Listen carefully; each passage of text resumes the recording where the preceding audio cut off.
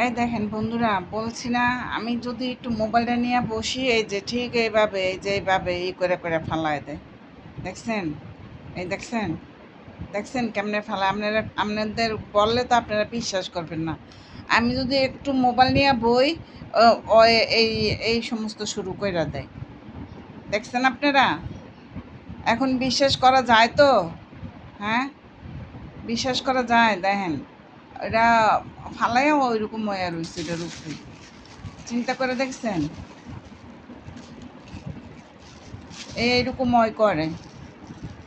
তো সবাই ভালো থাকবেন।